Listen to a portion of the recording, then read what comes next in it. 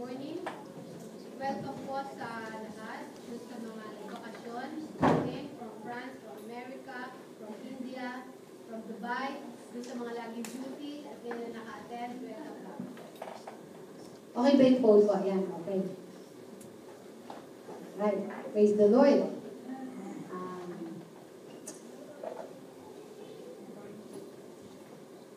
Let us open our Bible to the book of Matthew, chapter 17, 1 to 8. Matthew, chapter 17, 1 to 8. And I'll be reading from NIV. Okay. So, you can read with me. Okay. In verse 1, 6 days later, Jesus took Peter and the two brothers, James and John, and led them up a high mountain to be alone.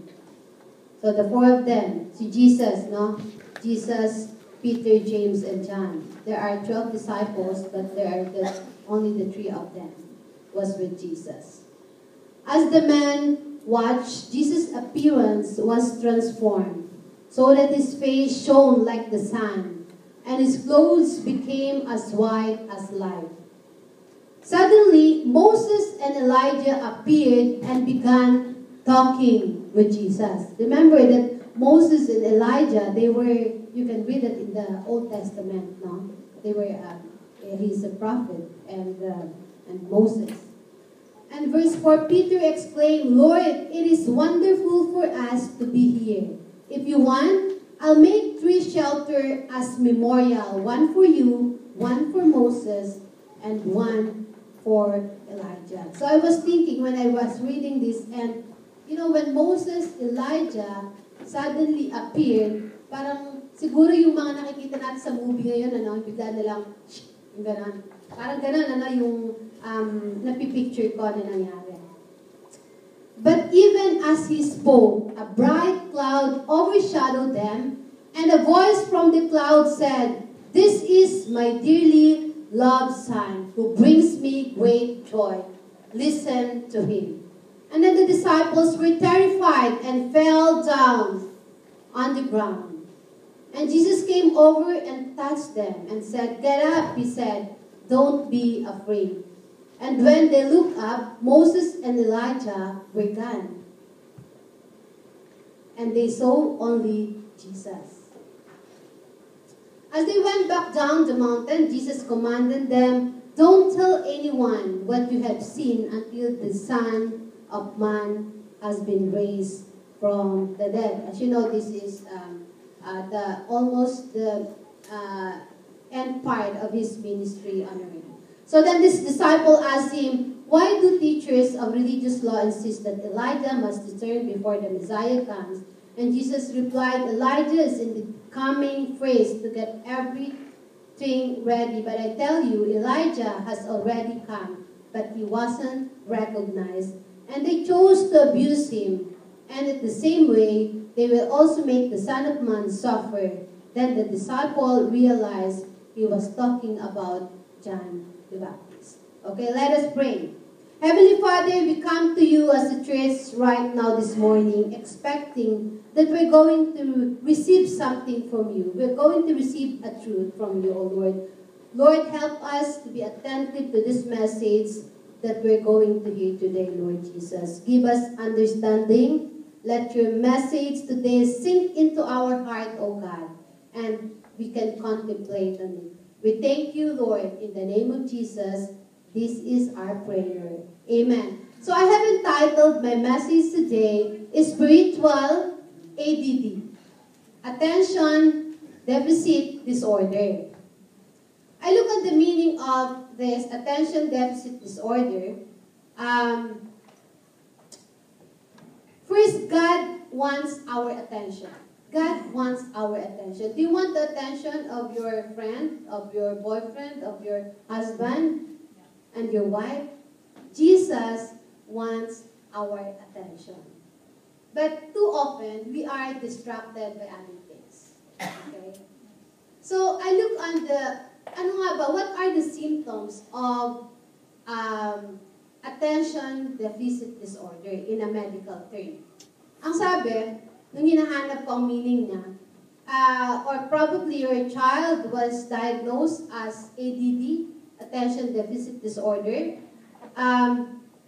If you have ADD, you have a problem paying attention.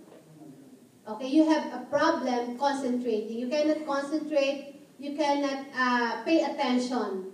For example, dito may ADD ka, you cannot pay attention for a long time. Gusto mo maglakad-lakad, gusto mo punta ng toilet kahit hindi naiihi. Yung mga ganon, gusto mo biglang lumabas, gusto mo tumingin sa cellphone, yung mga ganon. So, you have a problem in paying attention and concentrating. You cannot follow direction. Okay? If you have an IDD, if you are diagnosed with ADD, you cannot follow instruction. You are easily bored. Bored, and you are easily frustrated with the task that was given to you. Okay? So, parang pag nakikinig ka, nakaka-board yung message, gusto mong tumayo, gusto mong tumingin, gusto mong makausap sa katabi mo. Ganun no? And then, isa pa po is, you just want to move constantly. Dilakad ka ng lakad. May nakita kayong tanong gano'n, lakad ng lakad, nakaupo, gusto mong sa kabila, hindi siya komportable, uupo, tatayo, yung mga gano'n.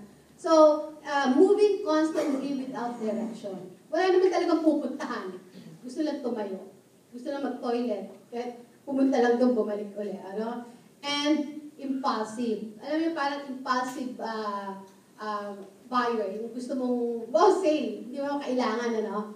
Yun yung mga impulsive. Ganun din pag ADD ka. Bibili ka without thinking. So, bilang mga Kristiyano po, tayo din ay merong spiritual ADD. Okay, you can relate already. No? We have spiritual ADD. Okay? We don't pay attention to what God is telling us. Okay? We do not follow His direction. Sinabi ng diretso, pupunta sa kanan. Sinabi ng wag, gagawin mo pa. Okay? We cannot follow His direction. We are diagnosed as spiritual ADD. Okay? We get bored with the task that was given to us in the ministry. Pag nilagay mo doon, parang ayaw mo na naman. Hindi mo alam kung saan ang gagawin mo. And you are always moving without direction. Yung nagde-decide ka sa sarili mo. Hindi mo alam ang patutunguhan mo. So, and then whatever comes to our mind, hindi tayo nag-iisip, ginagawa na lang natin agad. Without thinking, without asking God first, eto ba talaga ang gagawin ko, O Lord? So, you can relate what I'm talking about. It's the ADD. It's a form of spiritual attention deficit disorder. So, let me expound to you what we have read, okay? And as you can see, the excitement of the disciples, they are so excited with Jesus. Imagine, there are 12 of them, but it's only Peter, James, and John were with Jesus on the mountain, okay? But their excitement turns into trembling and fear. Bakit? And they fall face down on the ground. But Jesus came and touched them, get up, and when they look up, they saw no one except Jesus. Bakit? Kasi nag-sun yung may light. And if you look at the sun straight, you will be blinded. Kaya they fell face down on the ground. Pero sinabi na Jesus, don't worry, don't be afraid. Okay? So when Jesus tells you, do not be afraid, focus your mind, your heart to Jesus. Okay? He will show Himself to you. Have you experienced in your life when Jesus told you, don't be afraid, I'll be with you? Okay? Focus your mind, your heart to Jesus. And you know what? This word, this phrase is one of the most repeated word in the Bible, even in the New Testament. Do not be afraid. Okay? Pag sinabi sa'yo, do not be afraid, do not be afraid. He will speak to you in a loud voice. Okay? But only you who can hear it. Probably God is talking to you right now in a loud voice, but it's only you who can hear it. Okay? So, there are 3 points that I would like to share in this passage this morning. First is, God wanted to get Peter, James, and John's attention. Gusto ng Diyos kunin ang attention ni Peter, James, and John. But they have the symptoms of attention deficit disorder. Okay? Anong scenario dito sa verse 1 to 3? Nandun sila sa mountain. 4 of them were on the mountain, and Jesus' appearance was transformed. Nagbago ang anyo ni Jesus Christ. Okay? Jesus' face shone like the sun. Okay? At katulad ng sinabi ko, if you look straight on the sun, you will be blinded. And his clothes became as white as light. Imagine pag ako nandito, no, bigla akong umilaw na parang sun at ako naging maputi. Di ba? Medyo matatakot kayo. Okay? And then Moses and Elijah suddenly appeared. Imagine mo, kunyari nandito ako, bigla akong nag-ilaw, tapos naging white ako, tapos may pumuntang dalawa rito. Di ba? Matatakot kayo lahat. Okay? Di ba? Yung excitement nyo, will turn into fear. Okay? But God designed this encounter to be something that they will never forget. Dun sa disciples niya. Okay? And they did not. They did never forget this scenario that they have experienced with Jesus Christ. But even long after Jesus had risen from the dead, this scenario is still burned in their heart. Okay? In their minds. Naaalala pa nila kung ano ang nangyari sa kanila doon sa mountain. And even, ito yung kinote ni John sa 1 John 1:15. God is light, in Him there is no darkness at all. And this might have been, he might have been referring to this event of seeing Jesus transfigured. Nung sinabi niya to sa 1 John 1:15. Or probably in Peter's, in 2 Peter 1:16-18, ang sabi, we were eyewitness. Nakita nila. We were eyewitness of His majesty. Nakita nila, nagbago, naging maliwanag, nagbago ang kanyang anyo. Nakita nila, kausap nila si Elijah and si Moses. But Moses they were dead long time ago. Okay? They died long time ago. For he received honor and glory from God the Father when the voice came for him from the majestic glory, saying, this is my Son, whom I love. With Him I am well pleased. Okay. We ourselves, sinulat nito na to, we ourselves heard and seen it. Hindi lang namin ito sinulat. Nakita namin with our own very eye the transfiguration of Jesus Christ. Okay? So, ang Diyos po sa atin, God wanted our attention too. Okay? The disciples' attention were captured by this event. Sa buhay niyo po ba, meron ba kayong unforgettable moment or unforgettable scenario with God? Okay? Sa buhay niyo na because of this, you cannot forget what the Lord told you. Okay? Hindi mo nakita ang Diyos, hindi natin nakikita. Okay? We have the Word of God. But when you are reading the Word of God and when you're talking to Jesus, I believe God speaks to you. Meron ba kayong unforgettable experience sa buhay niyo? Yung encounter niyo? Or probably when you came to know the Lord, hindi mo malimutan. Di ba? Most of the time, hindi natin nalilimutan yun eh. Yung nagkaroon tayo ng personal relationship sa Diyos. That was the time when we cannot forget our first encounter with Jesus. When we experienced that yung ating pong pagkakilala sa Diyos. Okay? When probably God asks you, in a little voice, in your heart, I want you to serve me. Or you realize that you have purpose in this earth. Why are you here? Or probably when you receive healing. No? And this is the encounter that I cannot forget with Jesus. Or when you receive blessing that you are not expecting. Di ba? Lagi mo naalala. At laging nasa mind mo yon, yung mga bagay na yan. Kaya kapag nagkikwentuhan kayo, lagi mong naaalala. This is what God has done for me in the past. Okay? Or when God changed your heart, unforgiving heart, and it turned into peace. Yung pag nag-forgive ka sa ibang tao, nagkakaroon ka ng kapayapaan sa buhay mo. Okay? So God wants our attention. And like Jesus wants attention of Peter and James and John. So, ang second thing po na I want to share with you is, it is possible to focus on the wrong things in life. Talagang napaka-posible, no? it is possible, it is very possible to focus on the wrong things and life. God wants our attention, but too often we are distracted by other things, no? And we can suffer from spiritual attention deficit disorder, katulad ng nasabi ko kanina. And it was reflected on Peter's comment doon sa verse 4, and sabi, Lord, ito yung focus ng mga disciples. Lord, it is good for us to be here.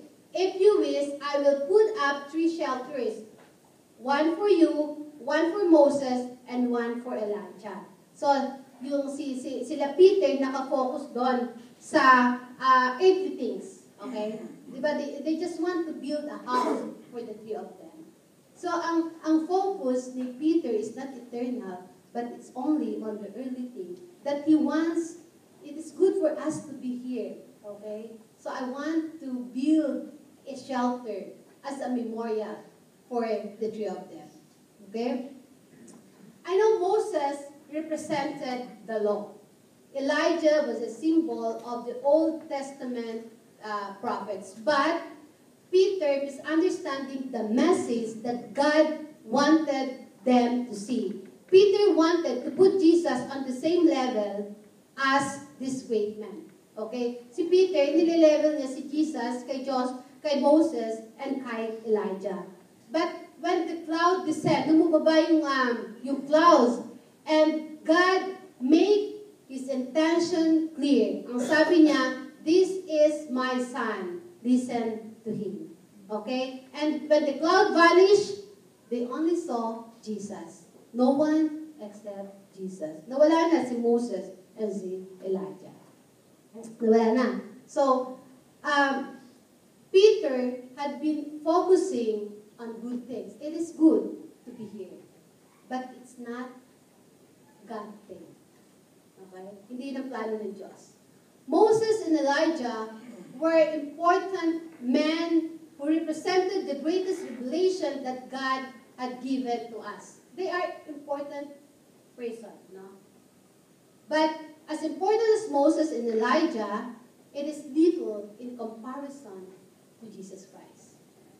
Moses' face did not shine like the sun. Okay, Elijah's garment were not changed to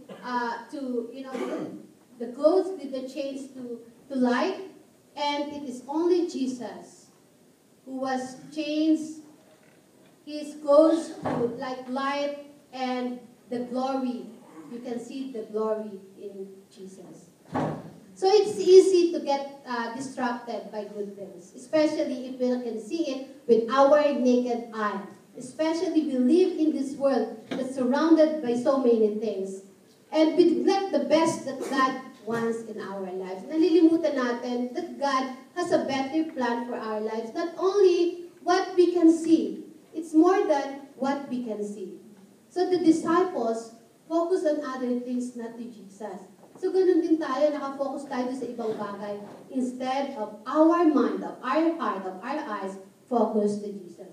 Sample, when I was on holiday, okay, sabi ko nga, it's easy, no, to be distracted, especially that we live in this materialistic world. Okay? So when I went to America, alam mo yun lahat yun, kung paano kami sa inyo, okay, nung pumunta kami doon, we've been to different places, nakita kami mga kaibigan, meet some friends, okay, and the fact that we are always checking in is because we might have some friends somewhere. Okay? And it's true, no? Judy, Arlene is here, no? They call and they treat us. So kaya marami kaming mga treat, okay? Hindi pa kami gumastos ng mga, maraming mga treat na mga kakilala lang. Check-in ka, baka meron dyan. Okay, check-in lang. Nasa Las Vegas si Arlene, tawagan nyo. Pakain, hindi, 5 kami. Hindi, okay lang. Sige, lilibre namin ka. Yung mga ganon. So, talagang, it's a blessing, no? Nakakatuwa. Kaya pag pupunta kayo sa lugar, check-in kayo ng check-in. Okay? Nandito si Jude. Pero pag sa Pilipinas kayo na, nandiyan si Jude, panlilibre ko. Huwag ganon. Pag nasa iyo, especially if you, sabi ko, alam mo, uso pala dito ang librihan. Sabi ko, alam mo, sabi ko siya kaibigan, kami lang ni Sylvia libre mo. 5 kami. Hindi, lilibre ko na kayong lahat. Hindi, okay lang. Hindi, we are used to that. Hindi tayo naglilibre. Pero libre pala doon, di okay. Okay naman di ba? And they are happy to treat us. Okay? So when I go there, you know what?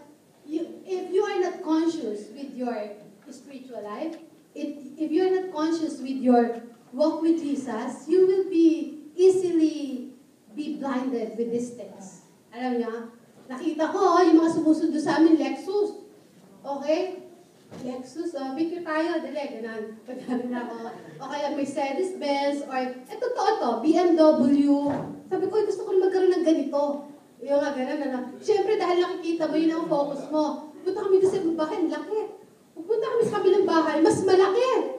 Sabi ko, gusto ko rin magkaroon ng ganitong bahay.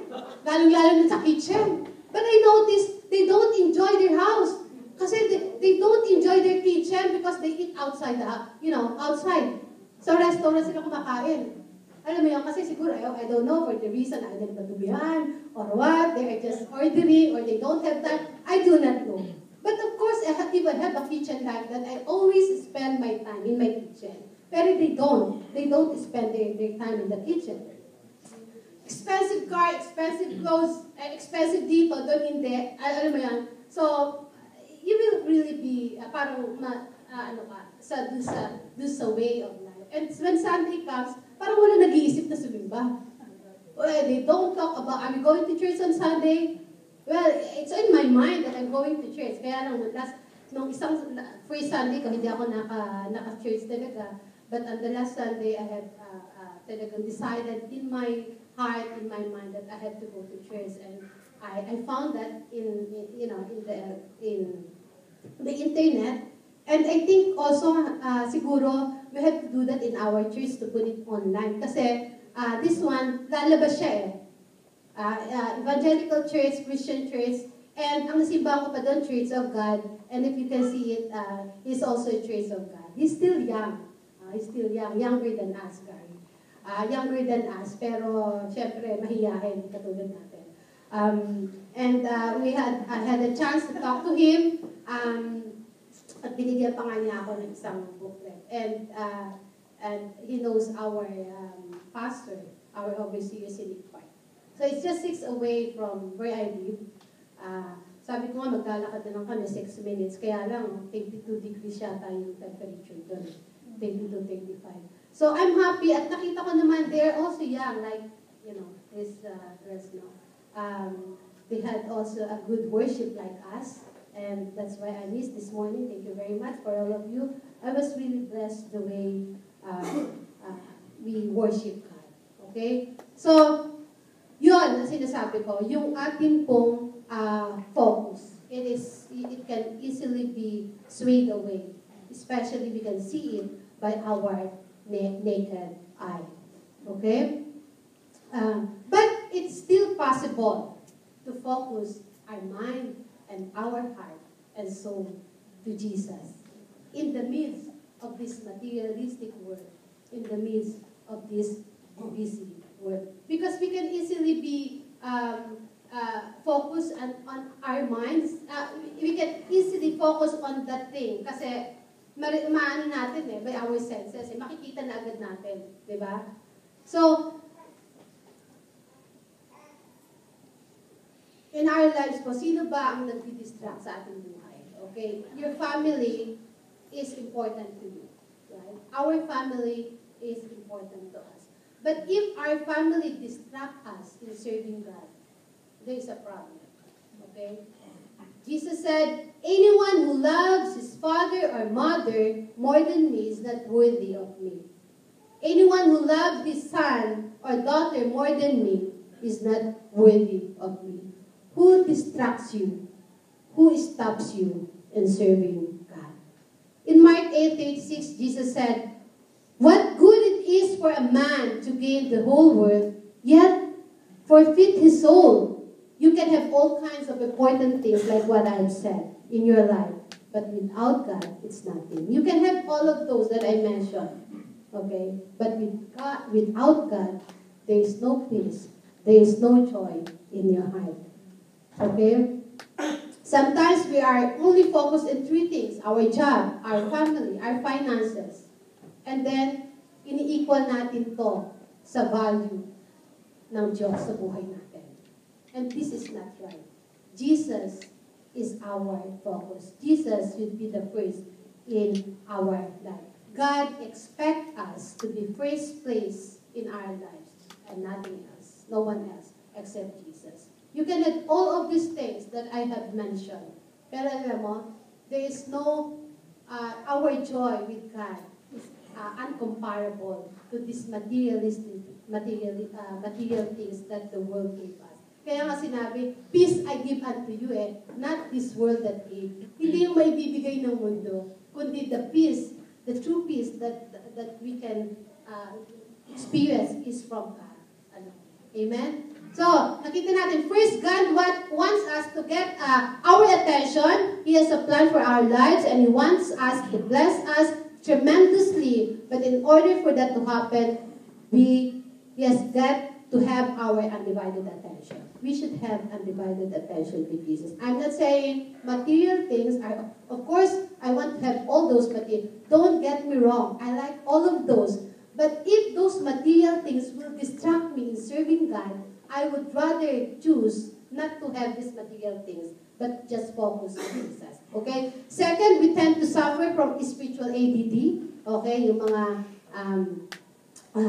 form of spiritual attention deficit disorder. And lastly, God has one central focus. Okay? God said, "This is my beloved Son, and whom I am well pleased. Listen to Him." Okay? The central focus of our life is Jesus Christ. Peter, James, and John had been in church for a long time because the Mount of Transfiguration took place towards the end of Jesus' ministry. And His disciple has been worshiping with Jesus for about 3 years. Okay? Remember that Jesus, 3 years in His ministry. So do you realize that it is possible to go to church all of your life and still not listen to Jesus?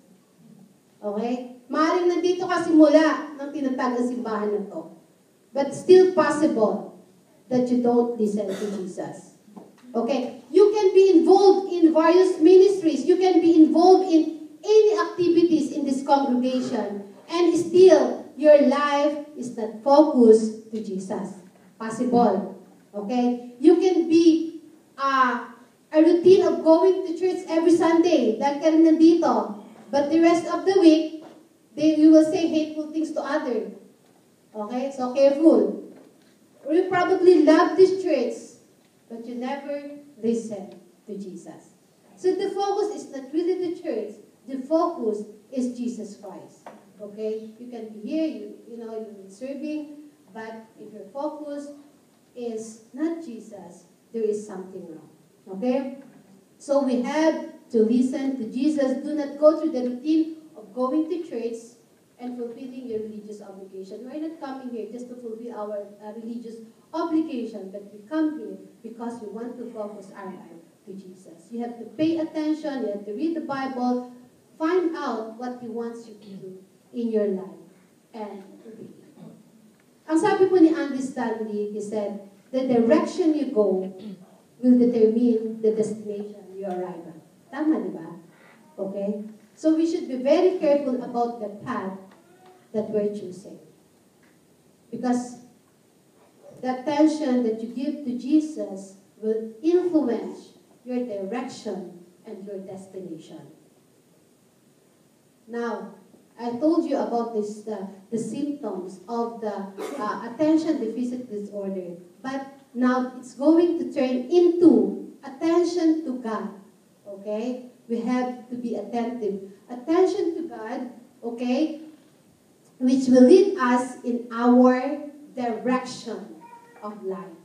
Okay? If our attention is to God, it will lead us to our direction, the right direction of life, which will lead us to our ultimate destination, and that is heaven. That is our hope. That is our victory, and that is the kind of ADD that we need to have in our lives. Okay? Attention, direction, and destination. Okay, now we have attention, we have direction, and we have destination. And I would like to end this message with these two verses. So sabi natin, let us focus our eyes on Jesus. Okay? Proverbs 25 to 27, can we read it all together? Let your eyes look straight ahead. Fix your gaze direct before you. Make level paths for your feet and take only ways that are fair. Do not sway to the right or to the left. Keep your foot from evil. And Hebrews 12 verse 2 says, let us fix our eyes on Jesus, the author and perfecter of our faith, who for the joy set before him endured the cross, scorning its shame, and sat down at the right hand of the throne of God. Amen. Let us pray. Lord Jesus, thank you for this message. Help us to give our undivided attention to you. Direct us in the path where you want us to go. In the name of Jesus, this is our prayer. Amen. Praise the Lord.